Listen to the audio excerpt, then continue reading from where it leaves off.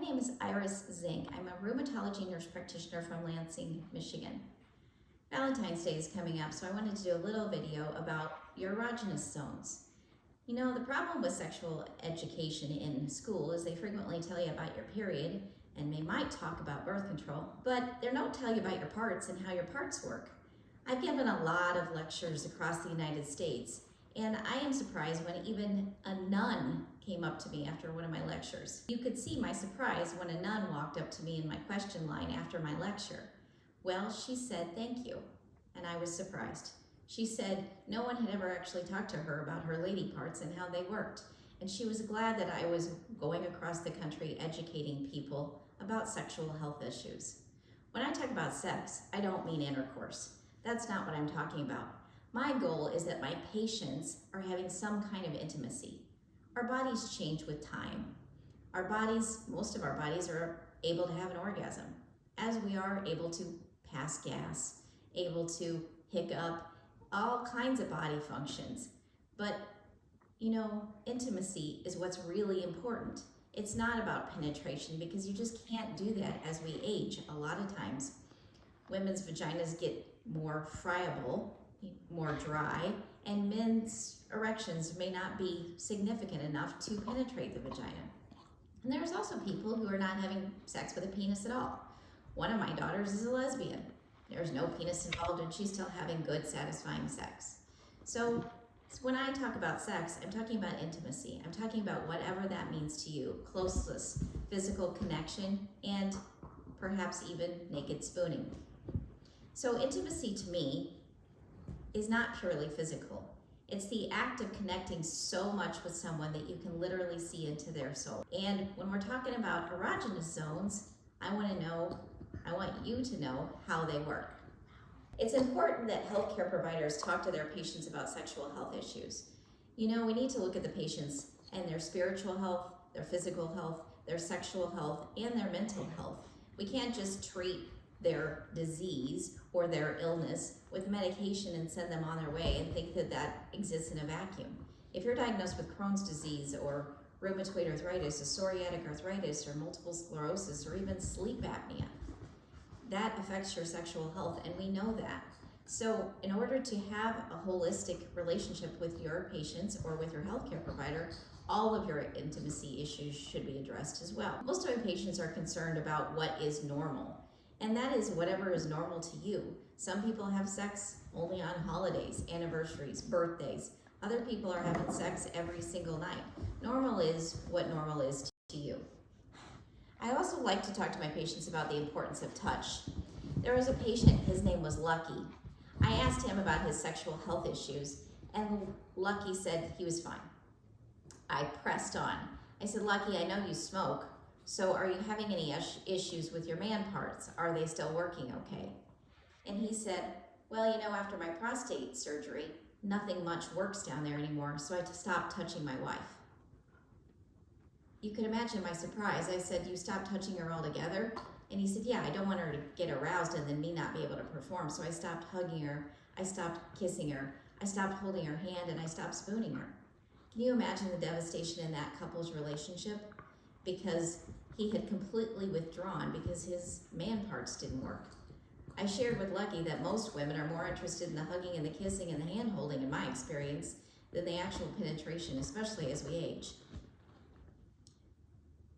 So let's talk about the male erogenous zones. There are two erogenous zones for men that can be heightened nerve endings. So the glans, which is the top of the penis, got about 4,000 nerve endings in it. That is one of those places that you might want to focus on. The other part is the frenulum. So if you have a male partner and your partner is erect, on the very front side of the penis, right under the glans, is a little ridge. That is the frenulum, and that, for a lot of people, is a very high excitatorial place. If you're quadriplegic or paraplegic, however, your erogenous zones are going to be nipples up. So you need to find out where your partner's erogenous zones are. For a woman, it may be the inside of the wrist or the back of the knees, a light touch on the neck. Anything for anyone can be sexual. It just depends on what their places are that they prefer. And that's why communication is so important. So the erogenous zone I want to talk about for women is, of course, the clitoris, but also the G-spot. We think that the clitoris, is the little button on the top, and there's pictures, of the vulva. That alone is not the clitoris. The clitoris is a whole bulb where the fingers of the clitoris literally wrap around the vagina and end up back by the anus.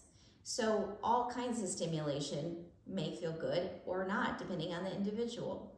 The clitoris is certainly important, but the G-spot can be another important area of stimulation for women. So if you have a female partner and you say, come here, come hither, come let me, make you aroused, then this is where you're gonna find your partner's G-spot. It is on the partner's belly button side, inside the vagina, and it's only about 1.5 inches. I've heard so many people tell me that they didn't want to have sex or they were embarrassed because they had a small penis. Well, if the erogenous zone is inside the vagina about 1.5 inches, then the shorter the penis, the more stimulation you're gonna get. So people who think that deep penetration is necessary for female pleasure, you might be missing your target. It just depends. Some people like cervical stimulation and they like that deeper penetration. It just depends on what your partner likes.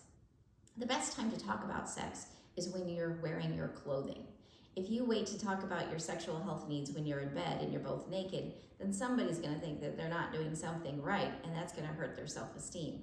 So I think you should have a date night and start the conversation with I like it, or I saw this crazy nurse practitioner on this video and she suggested, or I read in Cosmopolitan magazine about this, would you like to try that? There's nothing that we can't learn about sex even as we age, and so sometimes you have to seek out other resources.